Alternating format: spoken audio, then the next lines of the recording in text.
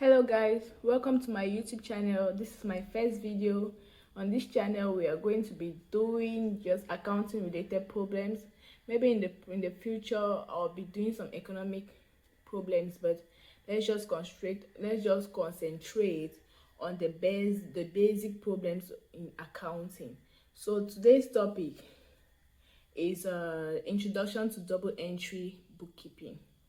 Firstly, you should know that double entry, you should know the definition of double entry, you should know what is bookkeeping. So firstly, since it's a new course and we are just beginning today, we will start by defining what accounting is. Now, what is accounting? Accounting can be defined as the process of measuring, identifying and communicating. In short form, you can put Mike. M stands for measuring, I for identifying, and C for communicating. What do we communicate? We communicate economic information. Communicating economic information to permit informed judgments and decisions by users of the information. So when you know that definition of accounting, now you check what are the objectives of accounting. Just from that definition, we can get the objectives of accounting. But we would like to read some here. One, to provide info for decision making. What are those who use accounting for decision making? We have managers, right? So would just after these objectives, we will see the users of accounting information. The second objective is to classify and summarize data.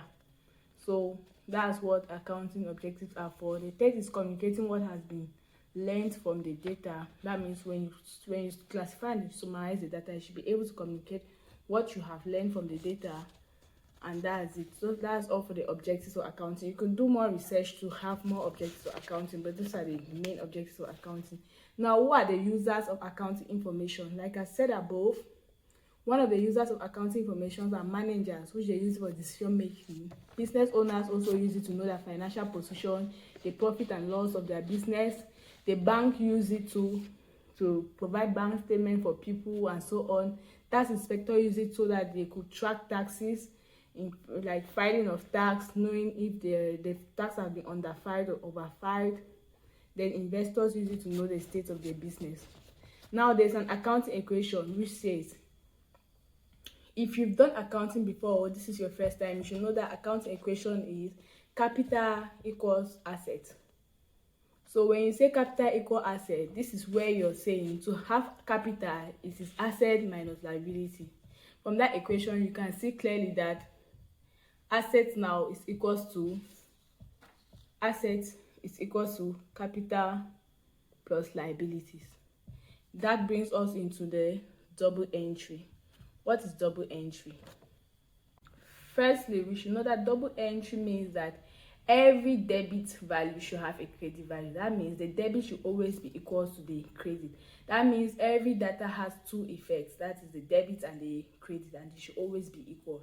Now we can do double entry using the dead click. You can either use dead click or dealer, but today we'll use dead click. If you want me to tell you the meaning of the dealer, you can comment down below, then I'll bring up the meaning of dealer. But today we'll use dead click. Dead click, what does dead click mean? This is very easy. That means you debit expenses, assets, you credit liabilities, income, you credit. And mind you, expenses and assets always have debit balances. They should never have credit balances. Why liabilities and income have credit balances? So now, what other notes should you note? You should note that assets and expenses increases on the debit side and reduces on the credit side. Vice versa with liabilities. Liabilities and revenue or income will increase on the credit side and reduce on the debit side. Now let's take an example, a practical exercise. No, an example first. Let's say an owner starts a business. I don't know if you are seeing it clearly. An owner starts a business with 100,000 francs in cash on August 1st, 2020. What is the solution? Which are the two? Before you want to start the solution, you first of all check which are the two accounts involved. If you're just here, you will notice that there are two accounts involved. They say owner starts business, that is capital. Is capital an asset or a liability? It's a liability account. Then with 100,000 is cash. What is cash? Cash is an asset. So we have identified that liability and assets are involved here, and the accounts involved here are capital and cash. So how will the recording be done? It's either you do it in a T account like this, or you do it in a T account like that, or you do it like this. You do it like this, where you have the date, the description, the debit and the credit. This is a journal format where you debit cash. Since it's an asset, we said assets increase on the credit side, and they said he started business with 100,000. So we debit cash and we credit capital. See, capital also increases. It's a liability. Capital has increased and it's increasing on the credit side. That's all. So we'll go to a practical example. Now let's go to a practical exercise. This is a practical exercise. Here you're expected to complete the table. That means you should say which accounts are to be debited and which one is to be credited. So the first exercise is bought office machinery on credit from D Isaacs Limited. When you hear of purchase, this is a purchase thing. They said he bought office machinery. What did he purchase? Office machinery. That's a fixed asset. On credit from, who do you purchase from? You purchase from the supplier. So the two accounts that are here is office machinery and supplier. If you say it is purchase and supplier, you have to tell us what did they purchase. So if it's a purchase of a fixed asset, why don't you write the fixed asset? So what we are writing here is office machinery and supplier. Normally, which one is increasing, which one is decreasing? That's what you should ask yourself. If they say they purchase office machinery, then you should know that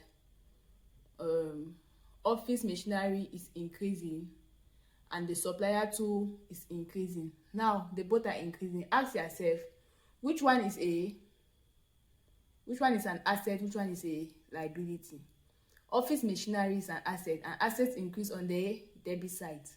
Then supplier is a liability. Liability increase on the credit side. That is why we have here office machinery on the debit and supplier on the credit side. I hope that is understood. We go to the next one. Proprietor paid a creditor C. Jones from his private funds. Creditor, we already have it there. We have creditor and proprietor. Proprietor, if he pays something from his private funds, that's capital. That means the proprietor has put in capital into the business. Capital is a liability. Creditor is also a liability. Now liabilities increase on the credit side and they reduce on the debit side. That's why we see C. Jones here. Since he's reducing, his debt is reducing, the creditor is on the debit side here, and then the capital has increased. That's why we see it on the credit side. We go to the next one. A debtor N. Fox paid us cash. This one is so easy. You already know the two accounts involved here is debtor and cash. You have debtor and cash. If you have debtor and cash, they are both assets. Now, which is increasing and which is decreasing? A debtor N. Fox paid us cash. Cash will increase while the debtor account will reduce. That's why we see cash here. We said cash, we said assets increase on the debit side and reduces on the credit side. That's why you see cash, since cash is increasing, is on the debit. And debtor is reducing, so it's on the credit. We go to the next one now. We paid part loan from P. Exeter by check. Two things have been mentioned here, loan and check. So that is loan and bank. If you are repaying loan, is your loan increasing or your loan is decreasing? Your loan is decreasing. If you're paying by check, is your bank increasing or decreasing? Your bank is decreasing. So the two are decreasing. Is loan now an asset or a liability? Loan is a liability. Is bank an asset or liability? Bank is an asset. So since the two are decreasing, we see now that since loan is a liability, liabilities decrease on the debit side. That's why we debit loan. While assets decrease on the credit side. That's why we debit bank. So this one is a clear example of increase and decrease. So when you have a question, you ask yourself, is it asset or liability? Is it increasing or decreasing? What happens to assets when they increase? What happens to liabilities when they increase? Those are the things you should know, and those are the things I explained before we came to this practical exercise. So we go to the next one now. Return some office machinery to DIZ Limited. I think we saw this DIZ name. DIZ was a supplier, so he supplied office machinery and we returned some. If we are returning some office machinery, what does that happen to office machinery? Office machinery is reducing, while the DIZ's amount is also reducing. Since DIZ is our supplier and liabilities, if it is reducing, where does it reduce? It reduces on the debit side. Since office machinery is an asset always reduce on the credit side. That is where we put now. That is why you see us, we are debiting DIZ, because DIZ was a supplier and the supplier is a liability, and the liability is reducing. Whereas we are crediting office machinery because it was a return of office machinery, so office machinery reduced, so the asset reduced, so it decreased. As the asset decreased, we credited it. So we go to the next one. A debtor and lien paid by check. It is easy. Debtor and check. I think we had something up there. A debtor and folks paid us by cash. Okay, this one was cash. This one now is bank and debtor. If the debtor paid us by check, normally bank will increase. Bank is an asset, so asset increase on the debit side, you increase that bank. Debtor, asset, since it's reducing, his debt is reducing, we credit it. Bought van by cash, very easy. Bought van by cash. What do we have here? We have van and cash. If you bought a van, it's an asset. The asset has increased because you bought a van, so you added. So it has increased, that's why we're debiting it. And then cash is leaving you. Since it's an asset is reducing, that's why we credit cash. If you have any questions so far from what we have done here, knowing the accounts to debit, knowing how to credit, know when they increase, know when they decrease, you should comment down below, and then I'll make a video for that to better explain your worries. Okay, now the next thing we are doing is another practical exercise. These ones are journal entry. This is where we will see practical double entry. So to read this exercise, it says, do the journal entries for the following transactions. We have from June to 30th. What I'd like us to do is, when we read one transaction, we identify the accounts that are increasing and decreasing. We identify the accounts that are involved. Then we say if it is debiting or crediting. So we will start with June 1st. June 1st, they say started business with $12,000 in cash. When you hear that, what comes to your mind? Started business with $12,000 in cash. Firstly, that is capital. That's a start. Anything that you use to start a business, we call it capital. So if you started business with 12,000 cash, that means the two accounts involve capital and cash. Firstly, so the first thing you do, the process, the first thing you identify the accounts involved. Fine, you identify that is capital and cash. Secondly, which one is the asset, which one is the liability? Capital is the liability, cash is the asset. Good, you've identified that. Thirdly, which is increasing and which is decreasing? So if you check well, if they say started business by cash, capital increase and cash increase, so they both increase. Now, what happens to liabilities when they increase? When liabilities increase, we keep them on the credit side. When cash increases, which is assets, we keep them on the debit side. That is where you have this now. This is the recording. June 1st, cash, debit, capital, credit. The narration is being capital as start. Now we go to the second transaction. They said paid $11,700 of the opening cash into the bank account. What do we have? What are the two accounts here? Before I want to say the answer, you should have said the answer in your heart. So if they say paid 11,700 of the opening cash into a bank account, you should know that there are two accounts involved here. The two accounts involved here, it is cash and bank. So now we all know that cash and bank are all assets. So if cash and bank are assets, which is increasing, which is decreasing? If they say paid 11,700 of opening cash into the bank, then cash is reducing bank is increasing, so you know what to do. Assets increase on the debit side, so bank will be on the debit since it's increasing, and cash will be on the credit since it's reducing. This is it here, recorded neatly. Bank on the debit, cash on the credit, being opening cash into bank account. We go now to the next transaction, the 5th of June. That says bought office furniture on credit from Dream Limited for 1,900. So the two accounts involved here is office furniture and Dream Limited. If you're buying, who are you buying from? From the supplier. So Dream Limited here is our supplier. Secondly, you identify which is the asset, which is the liability. Office furniture is the asset, while Dream Limited, the supplier, is the liability. Thirdly, you identify who is increasing and who is decreasing. Bought office furniture on credit from Dream, both of them are increasing because the amount you owe Dream Limited is increasing and the office furniture is increasing. Now, assets increase on which side? On the debit side. So office furniture will be on the debit, while the liability, which is increasing, will be on the credit. That is why we have June 5th here recorded as, I need to buy a board. That's why we have June 5th here recorded as office furniture 19, supplier 19, debit office furniture, we credit supplier, being purchase of office furniture. Then we go to June 8th. June 8th. On the 8th of June, what happened? Bought a van, paid cash $5,250. So if we bought a van and paid cash, what is there? We have van and cash. I think we have seen this up there. So if we have van and cash, which is an asset, they both are assets. Which is increasing, which is decreasing? It is obvious. Your van is increasing. The value of your van is increasing. Why? Your cash is reducing since you're moving cash to buy the van. So you do the needful.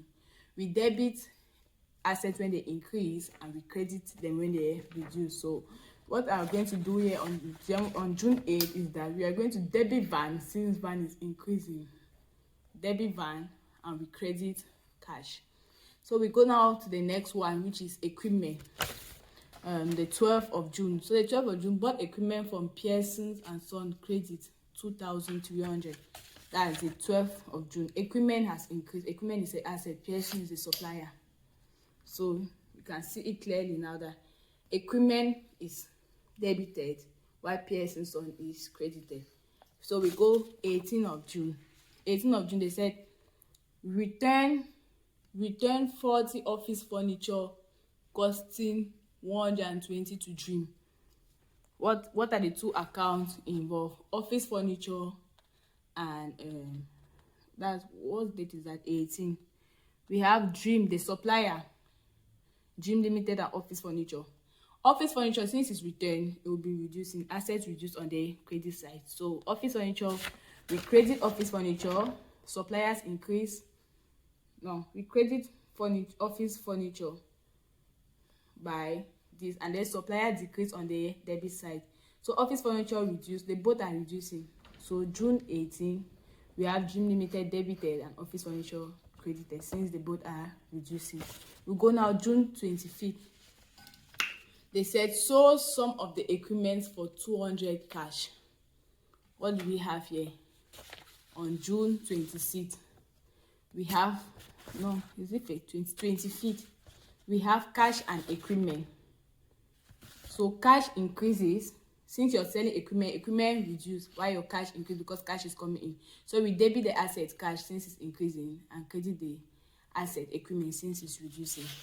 The next one on the 26th, paid amount owing to, I don't know if you can see it clearly. Paid amount owing to Dream Limited, 1,780 by check. So we have Dream Limited and bank on the 26th. So on the 26th, bank is increasing while the debt Dream Limited, we are owing Dream Limited, is reducing. So no, what did they say? Sorry, paid amount owing to Dream Limited, 1,700. Yes, Dream Limited account will be reducing, will be increasing, while the money in the bank will be reducing. So here was an error. Here is an error. Here on June 26th. Here on June 26th, we have to debit Dream Limited and credit bank. because bank is reducing. No, wait, I'll clarify that June 26th. I'll clarify it. But if you have been following up with me, you'll notice there's a mix up here in June 26th, so I'll clarify that. But with debit bank and with credit Dream Limited. But I'll clarify that with the explanation in the comment section. So on June 28th, he said took $130 out of the bank and added to cash. So we have bank and cash. It's very easy. Bank increases.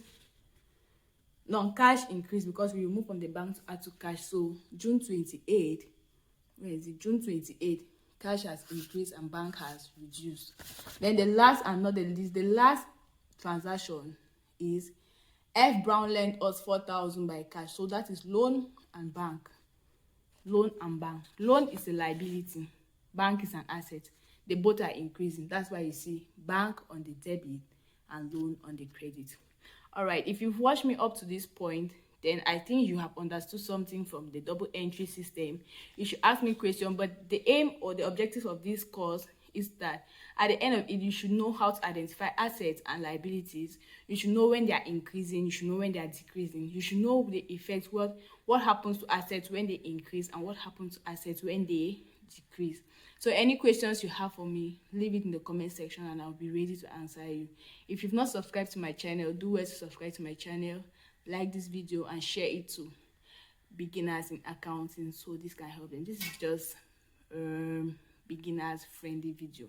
All right, bye. See you in the next chapter.